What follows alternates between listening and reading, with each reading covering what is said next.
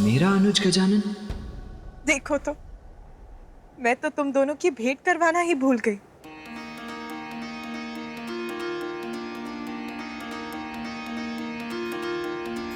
पुत्र गजानन, ये है कार्तिकेय, तुम्हारे बड़े भ्राता। और पुत्र कार्तिकेय, ये है तुम्हारे अनुज गजानन। ये है मेरा अनुज। आप मुझसे बड़े हैं ना? मेरे बड़े भैया हैं ना आप? हाँ। भैया! ये मेरी ओर क्यों दौड़ रहा है? भैया, मैं आपका छोटा भाई हूँ। अरे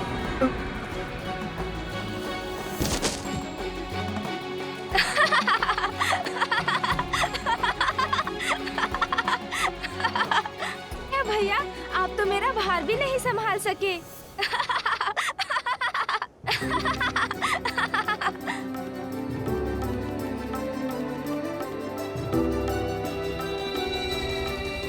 अच्छा, कोई बात नहीं भैया, गोदी में नहीं उठा सके किंतु पृष्ठ पर तो उठा सकेंगे ना? अरे ये क्या कर रहे हो? पुत्र गजानन, जब हम स्वयं अपने पांवों पर चल सकते हैं, उन पर अपना भार उठा सकते हैं, तो अग्रज द्वारा उठाए जाने की क्या आवश्यकता है? हाँ पुत्र, तुमने तो मिलते ही अपने अग्रज पर अपना भार डाल दिया। सर्वप्रथम अभिवादन तो करो, प्रणाम करो उन्हें। प्रणाम बड़े भैया।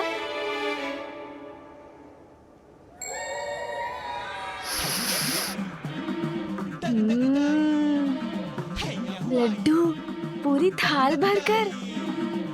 भैया, बोलो।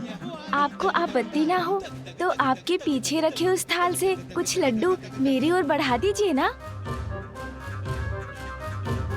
और हाँ, आपको भी खाने का मन हो तो आप भी खाइए। गजानन, तुम्हें तो ज्ञात है ना, तुम अभी लड्डू नहीं खा सकते। खाने दीजिए ना माँ, उसे भूख लगी होगी।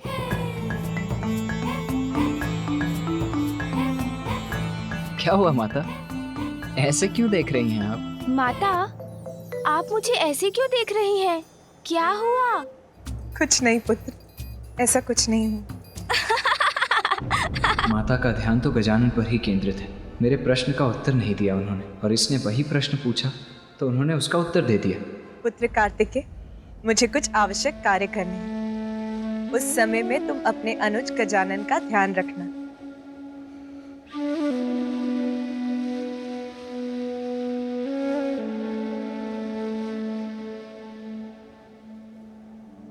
प्रतीत होता है माता को तो मेरी तनिक भी चिंता नहीं। मैं इतने समय पश्चात लौट कर आया हूँ, किंतु न उन्होंने मुझे अपने पास बिठाया, न ही मुझसे कुछ बातें की।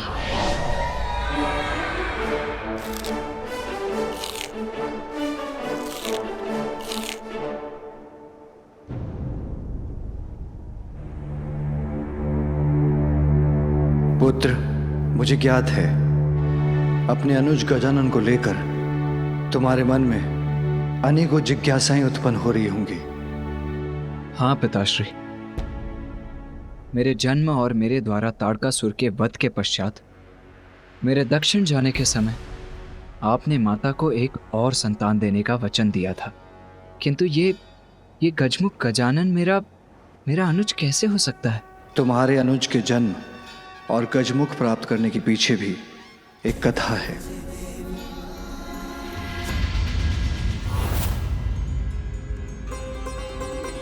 मात्र माता पार्वती और भोलेनाथ का पुत्र होने कारण हम उन्हें वो पद प्रदान कर दें जिस पद की योग्यता प्रमाणित करने के लिए उन्होंने अब तक कुछ भी नहीं किया। और जो कुछ भी कैलाश पे हुआ वो उचित नहीं था। जो उचित था उसे उचित कहा, और जो अनुचित था उसे अस्वीकार किया। देवत्व प्राप्त करना इतना सरल नहीं है, और ना ही देवता बन देवता के दायित्वों का निर्वाह करना। बिना अपनी योग्यता प्रमाणित किए किसी को भी देवत्व प्रदान किया जाना सर्वथा अनुचित। इसीलिए देवता पद की महिमा को स्थापित रखने के लिए उचित का साथ दिया। जो हुआ वो उचित था या अनुचित, ये तो समय ही बताएगा। किंतु जो आपको करना था आप कर चुके स्वामी। फिर पुनः सभा बैठाकर सभी सभासद देवताओं से अपनी ही प्रशंसा को सुनने की आपकी इच्छा कहाँ तक उचित है स्वामी? देवराज इंद्र होने के नाते ये मेरा कर्तव्य था, अन्यथा भविष्य में कोई भी देवता पद की मांग कर सकता है। क्या मैं उचित कह रहा हूं? आपने जो भी किया वो सर्वथा उचित था देवराज। हाँ इंद्रदेव, आपने जो किया उचित किया, सही का साथ दिया आपने, और हम सब आपसे सहमत हैं। जगत जननी को निराश करना कैसे उचित हो सकता है? देवताओं के साथ सृष्टि के सभी जीवों की सुरक्षा के लिए जिन्हें अपनी कोख से संतान को जन्म देने का अधिकार खोना पड़ा, आज उनके पुत्र की सुरक्षा की बात आई तो आपने उनका प्रस्ताव नकार दिया। आपके इस कृत्य के लिए मैं माँ से क्षमा मांगूंगी स्वामी। भरपेट खाऊंगी मैं स्वादिष्ट भोजन। उस बालक ने अब तक तो सिंदूरा का वध कर ही दिया होगा। अब मैं बन चुकी हूँ पाताल लोक की रानी।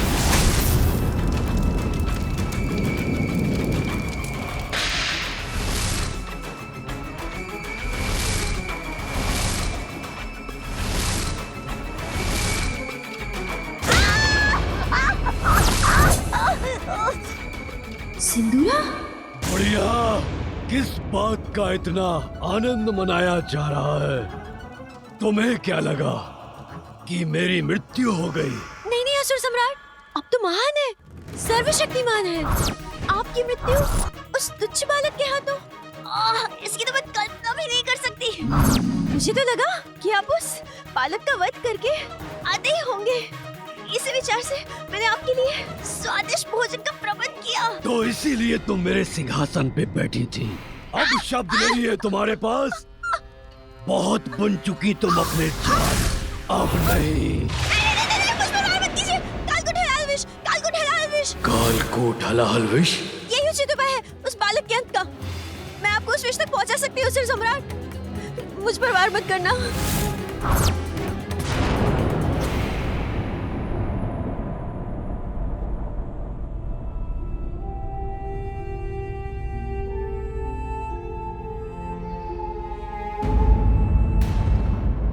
मेरे पीछे मेरी परछाई बनकर कौन आ रहा है?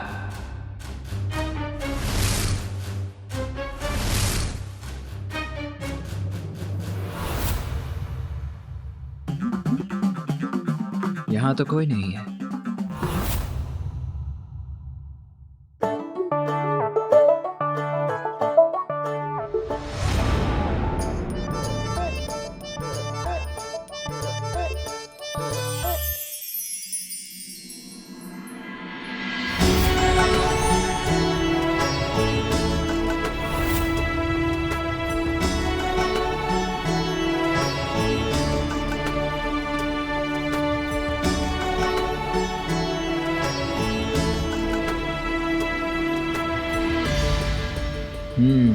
तो जो भी था उसने कक्ष में प्रवेश कर लिया है।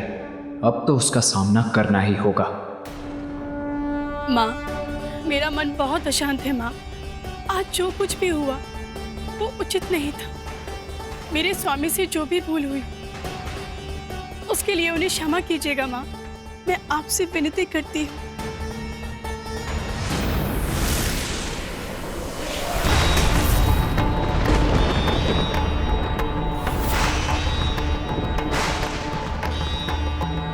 कैसा अनिष्टकारी संकेत दिया है माता ने। उनका त्रिशूल उनके हाथों से गिर गया, जिसने माता के इस मंदिर को भी कंपित कर दिया। मानो जैसे देवलोक के भाग्य का प्रकाश ही मिट गया। दया कीजिए माँ अपनी संतानों पर, दया कीजिए।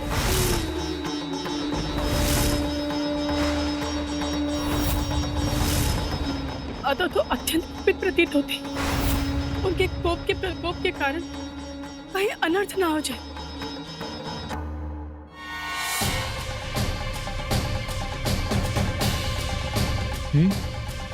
कोई नहीं, किंतु फिर मुझे ऐसा स्पष्ट आभास क्यों हुआ जैसे कोई मेरे पीछे। भैया,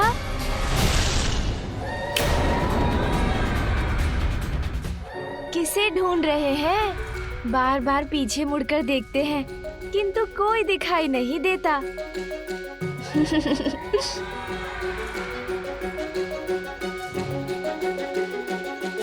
मैं तो यहाँ हूँ, आपके समक्ष। फिर बताइए ना, आप किसे ढूंढ रहे हैं?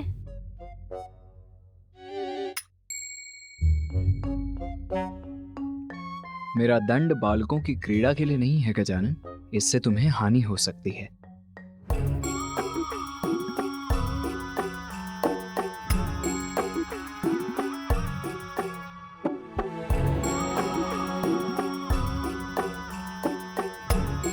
क्या हुआ? ऐसे क्यों देख रहे हो मुझे? आपकी नासिका को देख रहा था भैया। बहुत छोटी है ना? मेरी नासिका से तो उसकी कोई तुलना ही नहीं। आप मेरी नासिका को देखिए, इतनी लंबी, इतनी सुंदर है। दो। अरे, आप तो बुरा मान गए। ईर्ष्या करने की कोई आवश्यकता नहीं भैया, ये तो अपना भाग्य है। मेरी नासिका सौभाग्य है मेरा। मैं ईर्ष्या क्यों करूंगा, वो भी अपने अनुज से? और ईर्ष्या करने वाली कोई बात हो तब तो ईर्ष्या करूंगा ना। मैं अपनी नासिका से प्रसन्न हूं गजानन।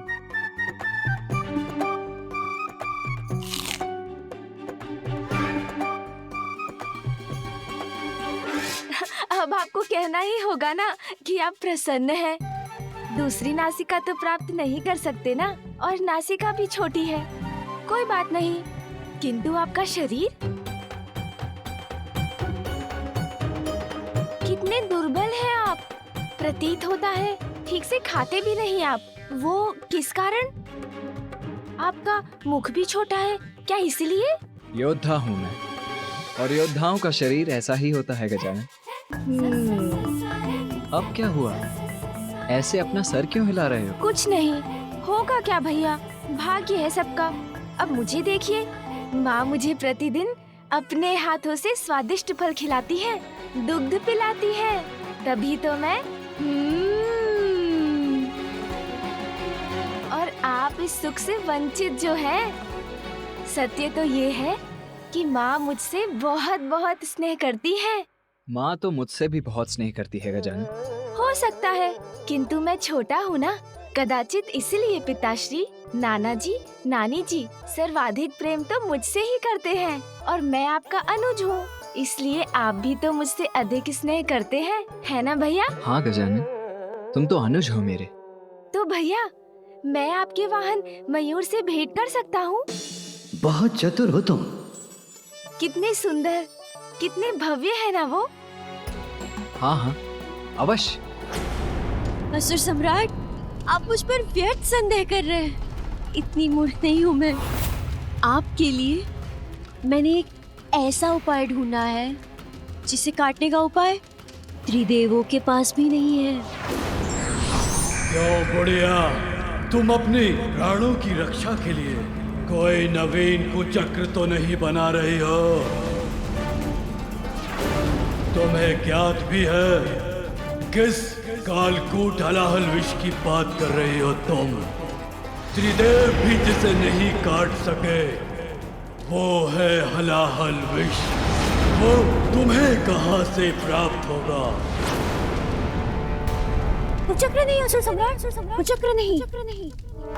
ऐसा उपाय है मेरे पास जिसका वार कोई नहीं तोड़ सकता, जिसके पास ये अत्यंत प्रचंड विनाशकारी विष है। याद है मुझे उसका नाम, और वो है राक्षसी जृंभा। जहाँ एक ओर देवराज इंद्र के साथ अन्य देवता थे, वहीं दूसरी ओर असुर सम्राट चक्रवर्ती बलि के साथ थे समस्त असुर। और तब मंथन के समय सागर से निकला कालकूट हलाहल विष। कालकूट विष के कारण संपूर्ण जगत में विनाश का संकट छा गया।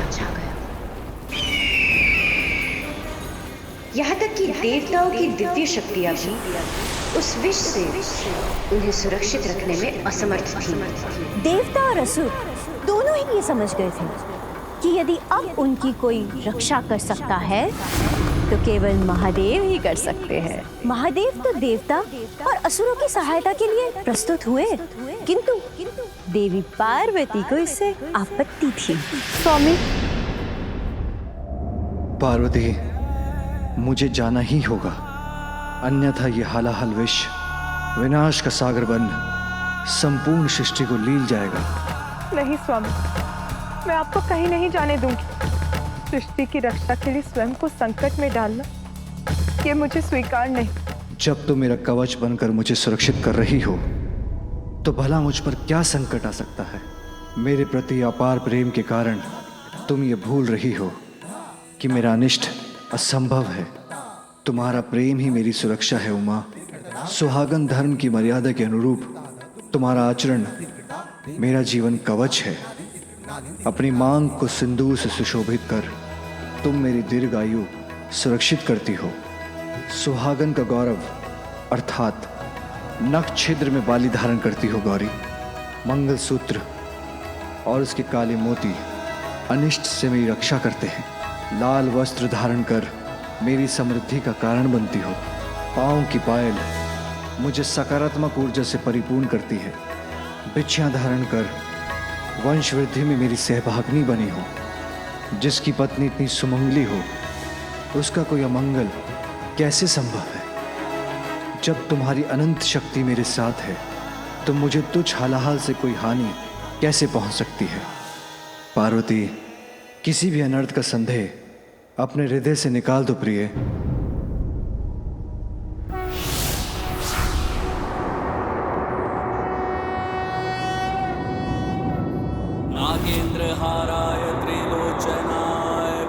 और फिर महादेव ने उस कालकुट हलाहल विष का पान किया।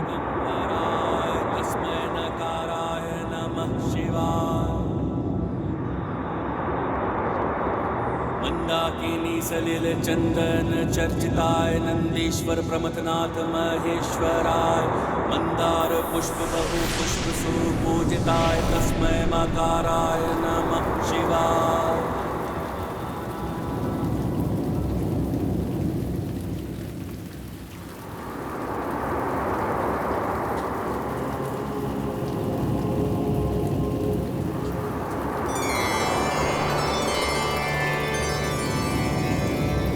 और फिर देवी पार्वती ने महादेव की ग्रीवा पे अपना हाथ रखकर विष को वहीं रोक दिया। स्वामी, संपूर्ण सृष्टि तो आपके भीतर ही समाई हुई है, इसीलिए इस विष को अपने शरीर में और आगे मत जाने दीजिए, अन्यथा संपूर्ण सृष्टि नष्ट हो जाएगी।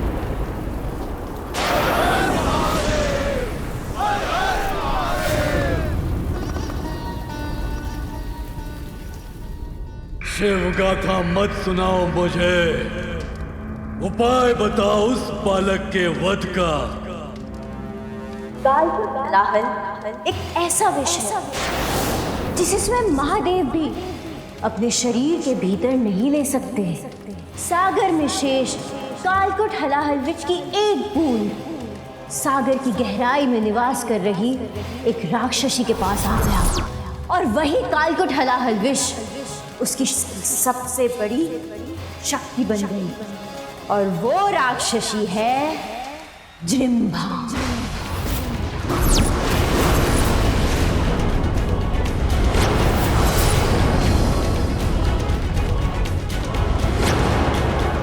जो विष स्वयं महादेव ग्रहण नहीं कर पाए उससे उनके पुत्र का क्या होगा?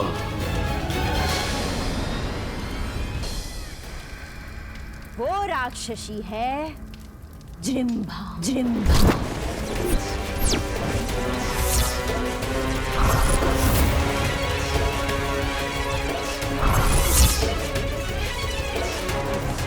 कल्पना कीजिए, सोचिए असुर सम्राट, सोचिए, यदि उस कालकुट हलाहल विष की एक बूंद उस बालक के उदर में पहुंच गई तो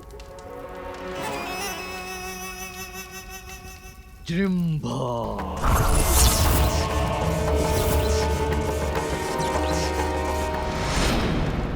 कुछ समझ में नहीं आ रहा, क्या करूं? कैसे संभालूं इन्हें और कैसे नीचे उतारूं? भैया जो कह रहे हैं वो भी मैं उचित प्रकार से सुन नहीं पा रहा। गजानन रुको गजानन, मैं जो कह रहा हूँ उसके विपरीत कर रहे हो तुम। डोर को खींचो मत, ढील दो। प्रतीत होता है गजानन मुझे सुन नहीं पा रहा है, किंतु कहीं उसके प्राण संकट में न पड़ जाएं।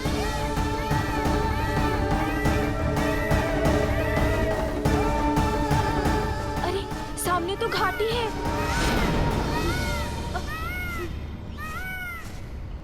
अरे मेरा वाहन तो गजानन के साथ उस घाटी की ओर बढ़ रहा है, कैसे रोकूं उसे?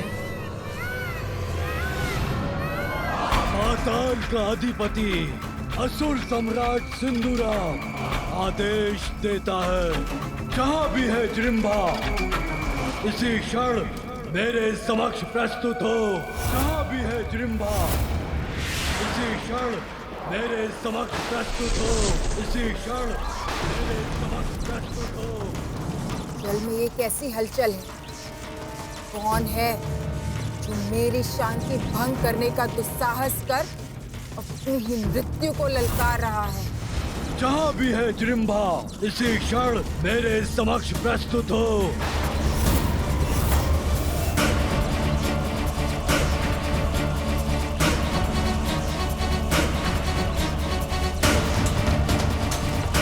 असुर सम्राट सिंदूरा सर्वघाती है उसका विष। वो जहाँ जाती है वहाँ की वायु भी विषाक्त हो जाती है। आपकी मति भ्रष्ट हो गई है क्या असुर सम्राट, जो उसे यहाँ बुलाकर इतना बड़ा संकट मोल ले लिया आपने? शांत हो जाओ बुढ़िया, मेरा अंत नहीं कर सकता उसका विष। मेरे आदेश का पालन करने के लिए उसे यहाँ आना ही होगा।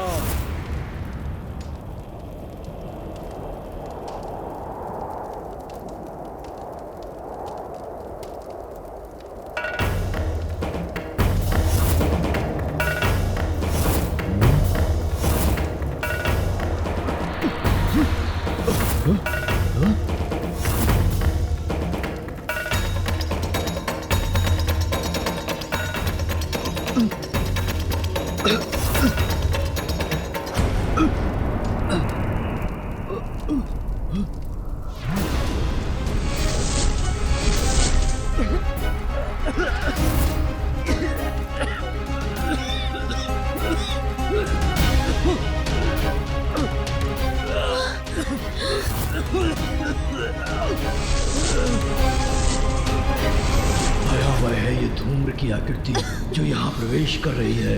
कदाचित सत्य कहा था बुढ़िया सिंगिका ने, भयंकर है ये जृंभा।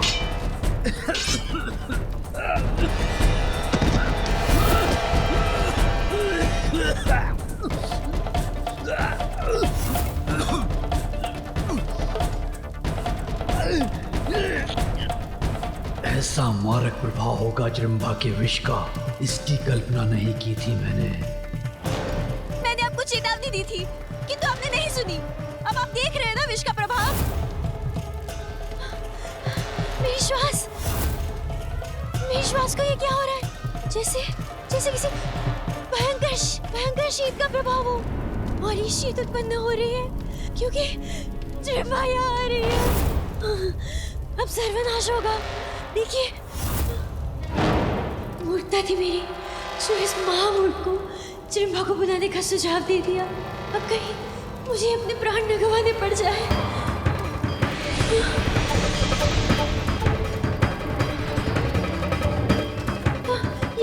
ये विषाक्त घूम रही उंगलियां तो मेरी ओर ही बढ़ रही है।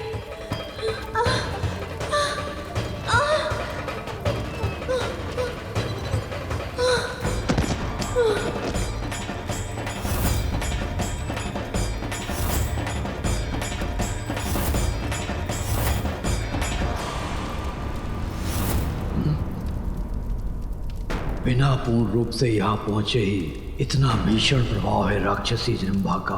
आश्चर्य है।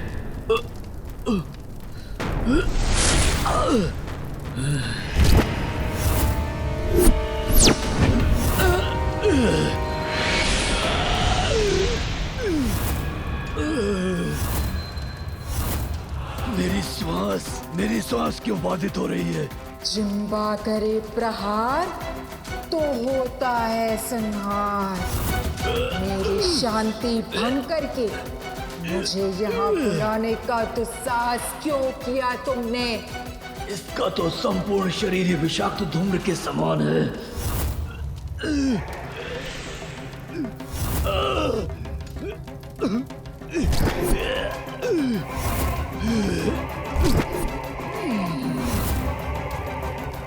इसका विष तो मुझे भी प्रभावित कर रहा है, किंतु मेरी मृत्यु कैसे हो सकती है? उस बालक के सिवाय कोई मेरा अंत नहीं कर सकता। इस बुलावे में मत रहना कि तुम्हारे बुलावे पे मैं यहाँ आई हूँ। मैं तुम्हारा वध करने आई हूँ। जिम्बा करे प्रहार तो होता है संहार।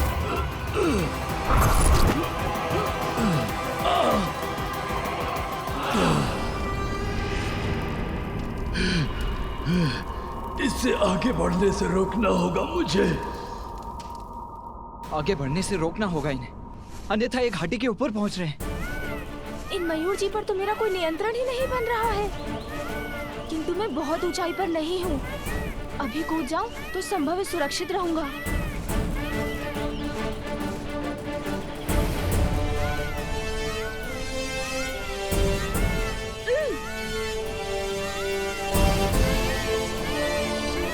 अरे मयूर जी तो और तीव्र गति से आगे बढ़ने लगे। अब मैं क्या करूं?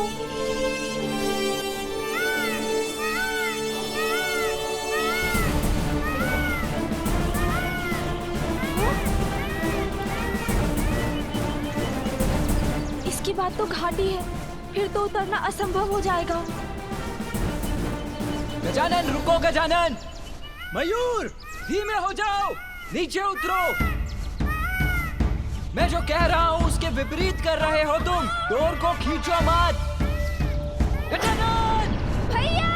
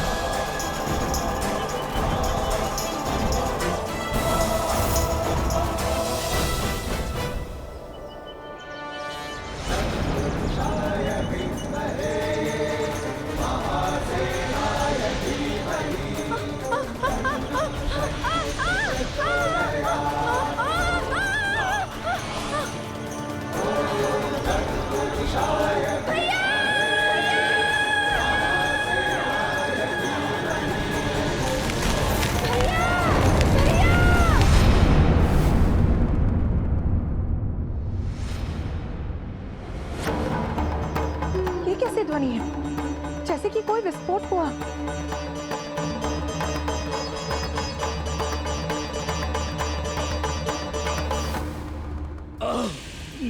मेरी सांस क्यों अटक रही है? जिम्बा करे प्रहार तो होता है संहार, किंतु अब तक तो मैंने तुम पर विष का वार किया ही नहीं। दुष्टा जिम्रा, वश में तो मैं करूंगा तुम्हें। विषमय अवश्य हो तुम, किंतु मेरी अपार शक्तियों से परिचित नहीं हो।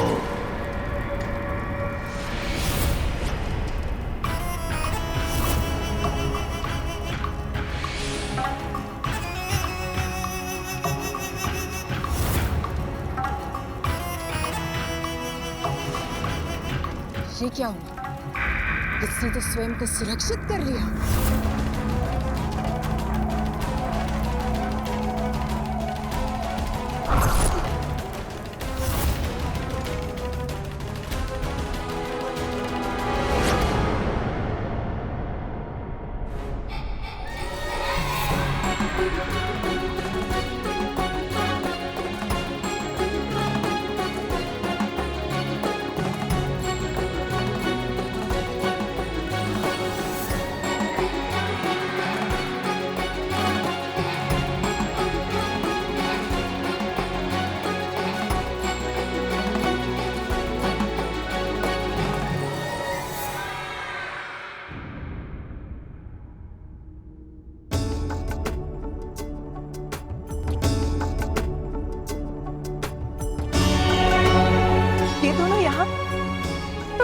गिरने के कारण ऐसी ध्वनि हुई,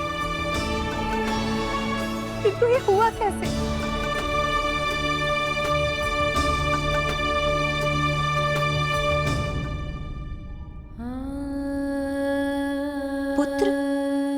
पुत्र क्या हुआ तुम्हें? तुम यहाँ कैसे गिर गए? तुम्हें कुछ हुआ तो नहीं ना?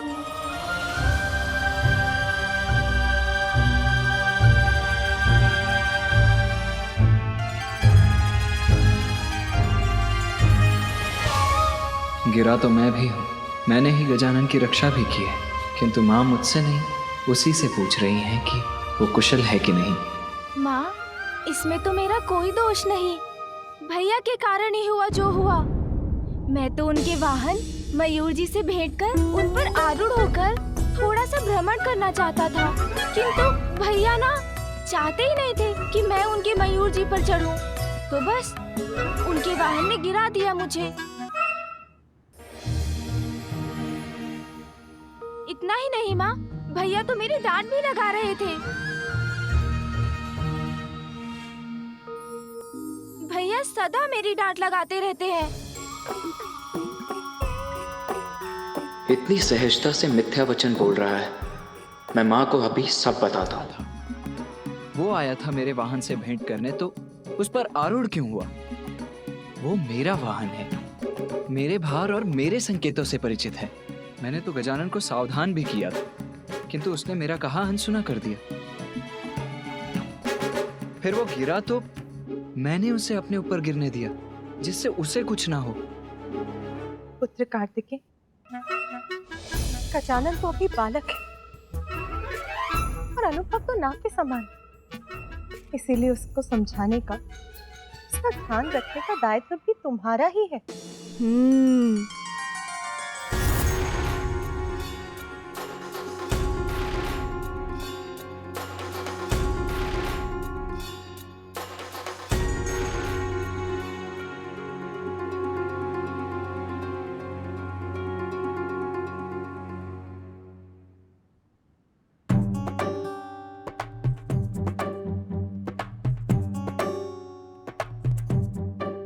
गजानन गजानन गजानन, यहाँ तो जैसे एक ही नाम गूंज रहा है, गजानन ये गजानन वो। मैं समझ गया माता, आप सभी को मात्र उसी की चिंता है।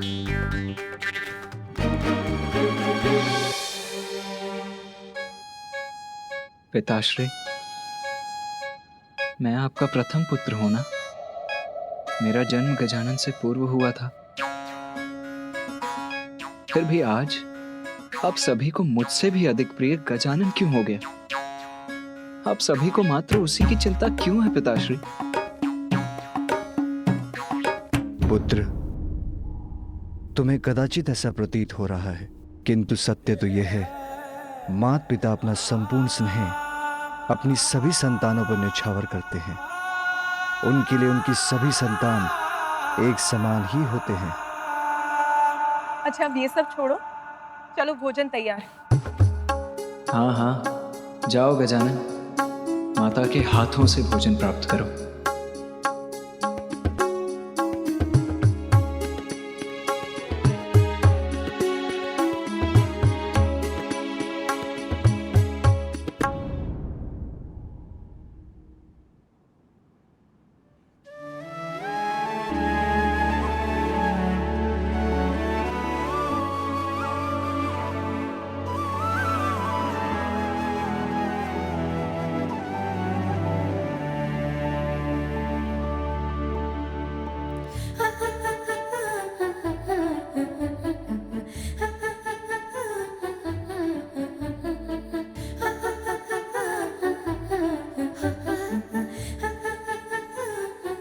पुत्र कार्तिकेय, मैंने तुमसे भोजन करने के, चलने के लिए कहा। चलो।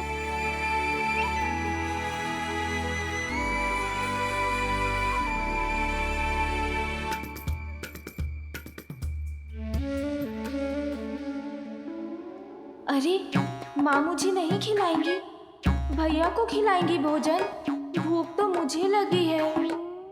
अब जाओ कैलाश, करो अपना प्रहार और उस बालक का संहार। ये है मेरा आदेश, उसका पालन करो। तुम्हारा आदेश? हाँ, जिम्बा किसी के आदेश का पालन नहीं करती। जिम्बा वही करती है जो उसकी इच्छा होती है। मैं किसी का वध करूं और वो भी तुम्हारे लिए? कदापि नहीं।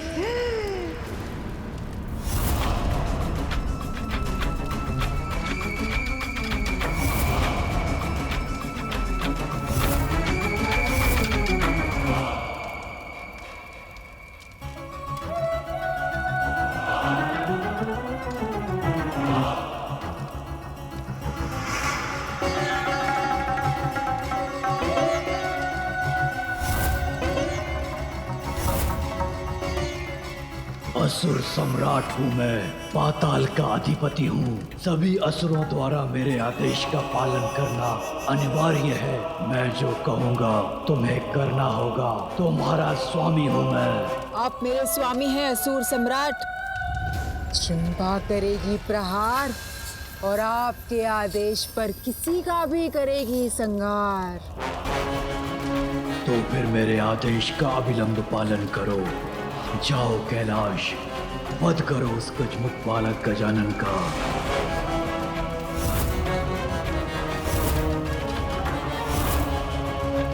जिम्बा भी यही है। कहीं इसने मुझे देख लिया तो पुनः अपना विष प्रहार करेगी। मैं ऐसे ही पड़ी रहती हूँ। मैं भी कैलाश जाकर उस गजमुखानन का वध कर दूंगी।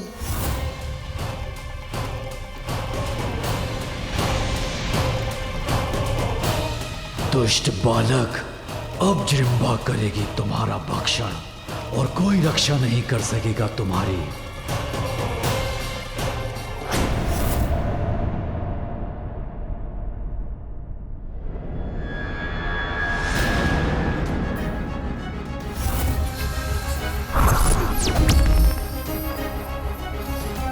मेरा भयंकर रूप देखकर तो ये बालक भयभीत होकर भाग जाएगा।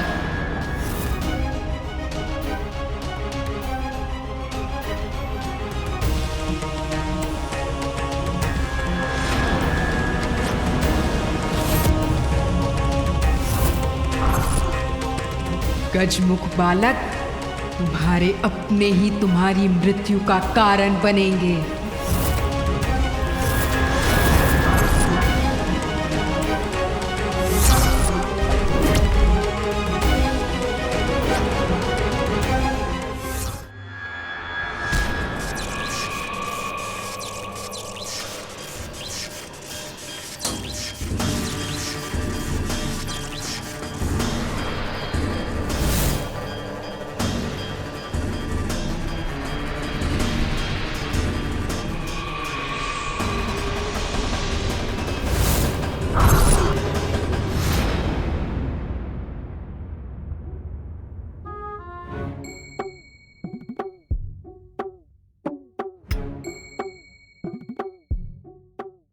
पुत्र, तुम ये थाल लेकर क्यों बैठ गए यहाँ?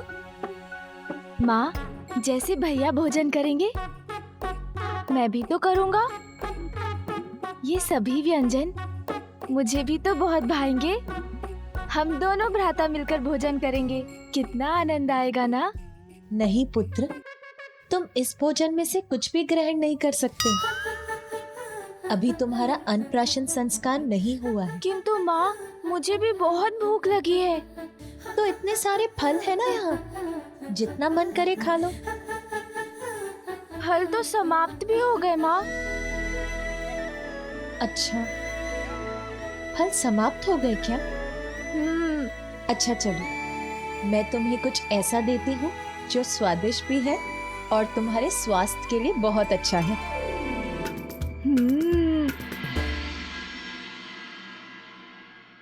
देखा भैया, माँ ने मात्र आपके लिए विशेष भोजन तैयार नहीं किया है, उन्होंने तो मेरे लिए भी कुछ बनाया है, स्वादिष्ट, जिसे केवल मैं ही खाऊंगा। पुत्र, ये लो, दुग्ध पान करो। किंतु माँ। पुत्र गजानन, मैंने कहा ना, शांति पूर्वक दुग्ध पान करो। अन्नप्राशन के पूर्व तुम कोई भी भोजन नहीं कर सकते।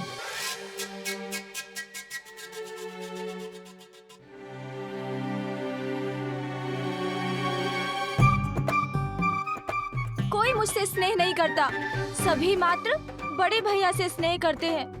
मैं कौन हूँ? विशेष तो वो है ना, प्रथम पुत्र जो है माँ और पिताश्री के।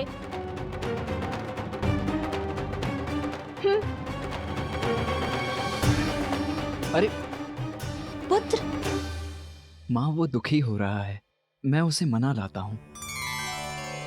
नहीं पुत्र, बैठो। गजानन की चिंता मत करो पुत्र, वो अभी बहुत भोला है, अभी रुष्ट हुआ है। कुछ ही समय में मान भी जाएगा और स्वयं लौट कर आ जाएगा। तुम भोजन लो।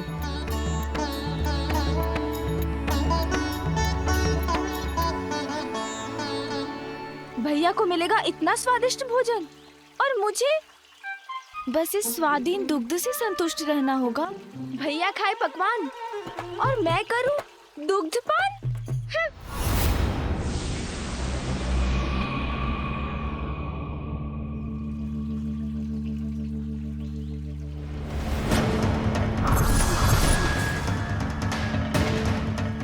मेरा भयंकर रूप देखकर तो ये बालक भयभीत होकर भाग जाएगा।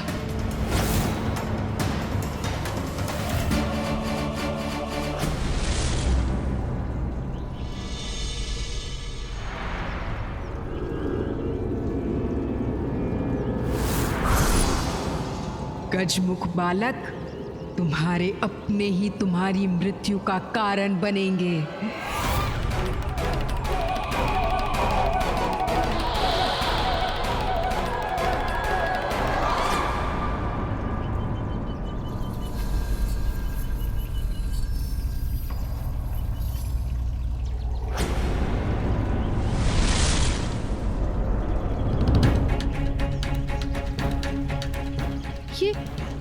ये बालक कहाँ चला गया? इतने कम समय में कहाँ जा सकता है ये?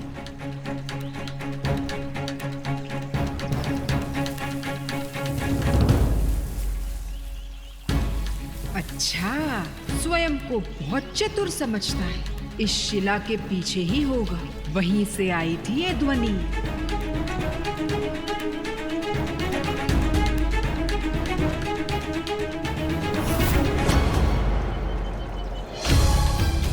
ये बालक अदृश्य कहाँ हो गया?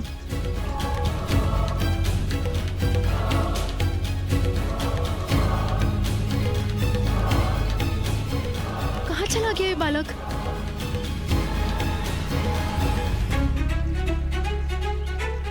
पकड़ लिया।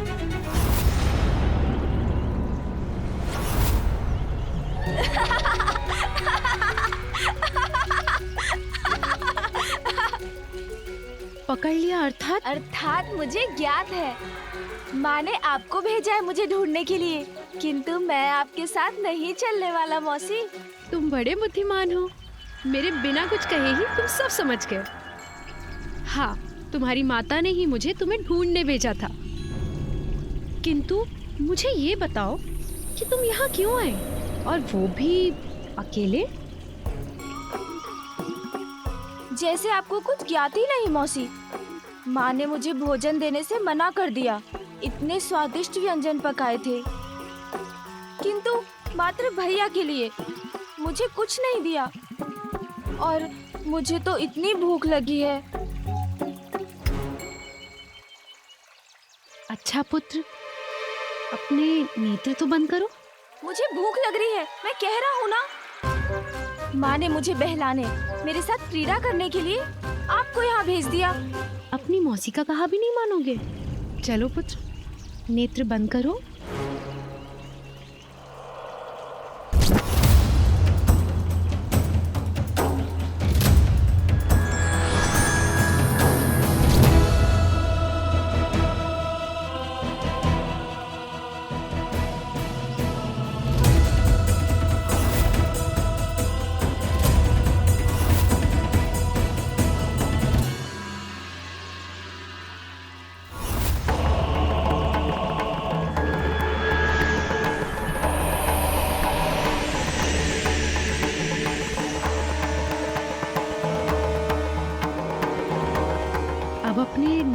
खोलो पुत्र। भोजन।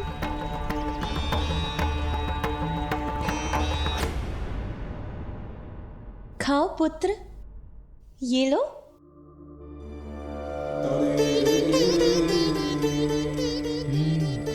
अत्यंत स्वादिष्ट भोजन है माँ।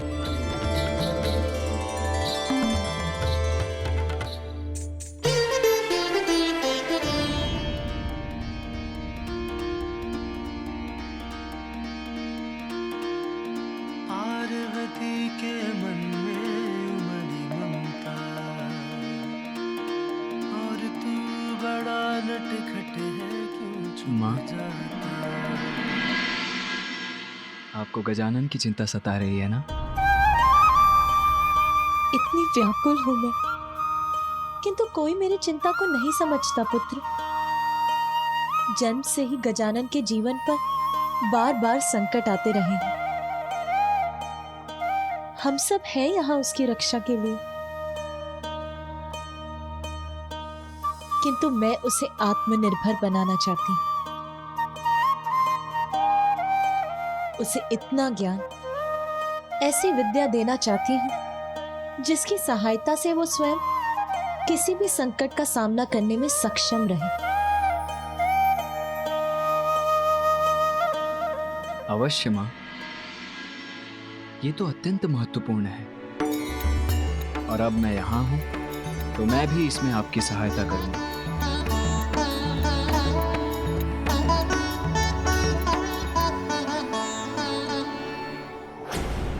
ये लो, ये खा लो।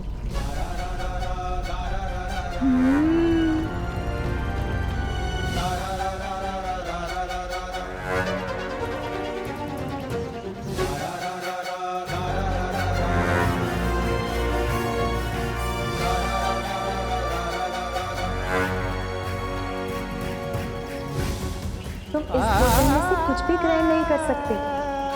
अभी तुम्हारा अन्नप्राशन संस्कार नहीं हुआ है। माँ ने मना किया है, फिर ये कैसे खा सकता हूँ मैं?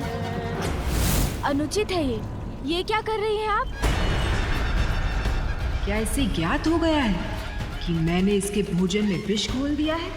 आपका दिया हुआ ये भोजन कदापि नहीं खा सकता मैं, और कारण तो आपको भी ज्ञात है।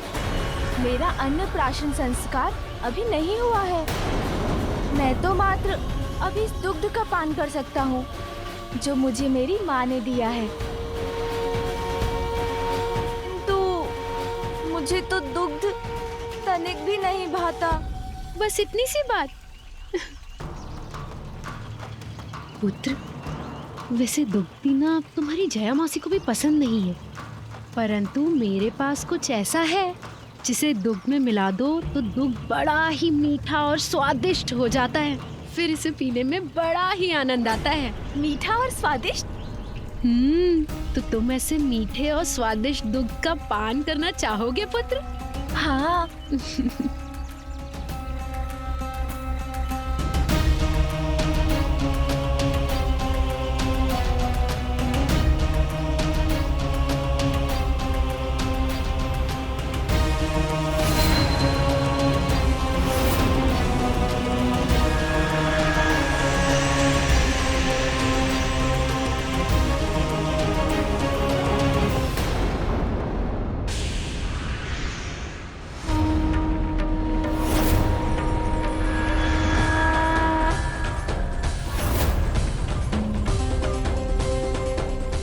लो पुत्र, अब ये और मीठा और स्वादिष्ट हो गया है। अब तुम इसका पान कर सकते हो। लो।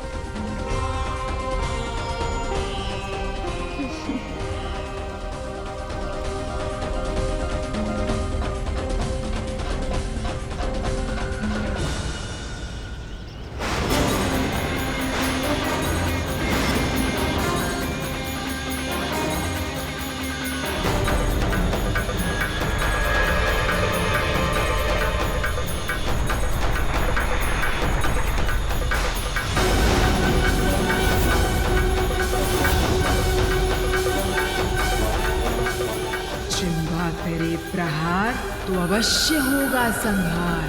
दुग्ध नहीं, अपनी मृत्यु का ही पान कर रहे हो तुम बालक।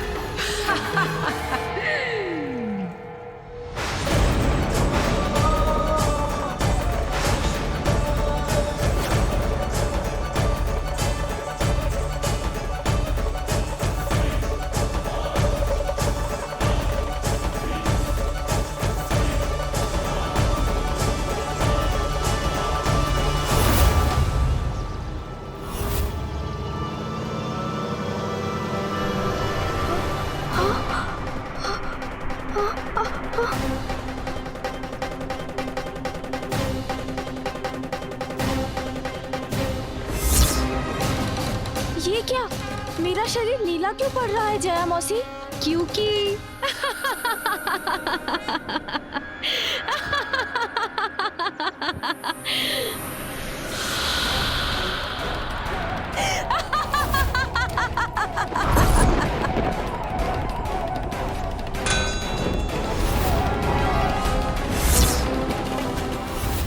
कालकूट हलाहल विष का ग्रहण किया है तुमने मूर्ख बालक।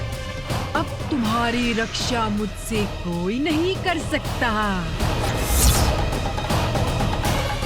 जिह्वा करे प्रहार तो होता है संहार।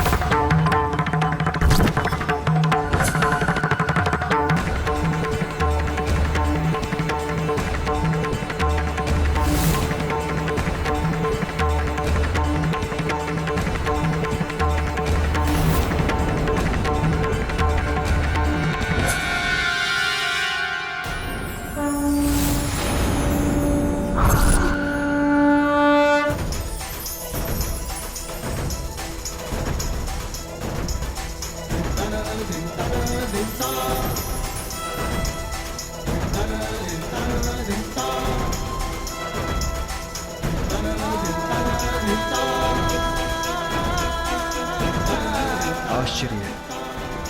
जो स्वयं अविनाशी है, जो जीवन मरण से परे है, जिनका नाश असंभव है, वो विश्वेश्वर महादेव फिर जिस सर्वनाशी कालकूट हलाहल विष के प्रभाव से मुक्त नहीं, जिसे अपने कंठ में धारण करने के कारण नीलकंठ कहलाते हैं, उस अत्यंत घातक विष के प्रभाव से इतनी सहजता से मुक्त हो गया मेरा पुत्र गजानन। आश्चर्य। असफल नहीं होगा जिह्वा का प्रहार बालक, अवश्य होगा तुम्हारा संहार। पुनः करूंगी मैं अपने विष का प्रहार।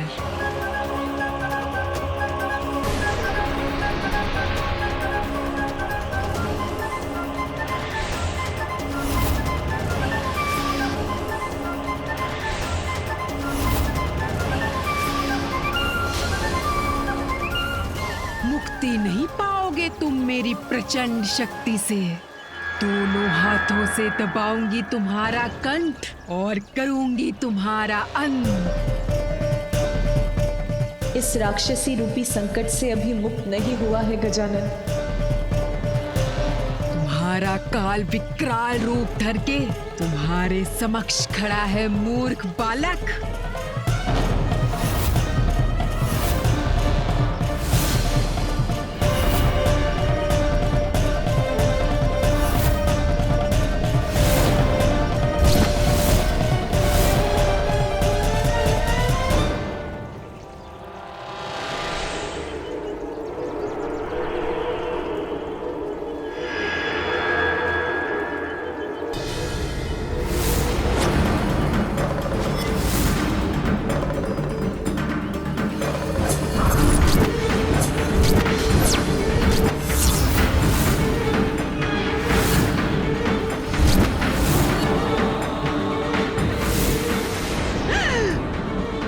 काल का त्रिशूल।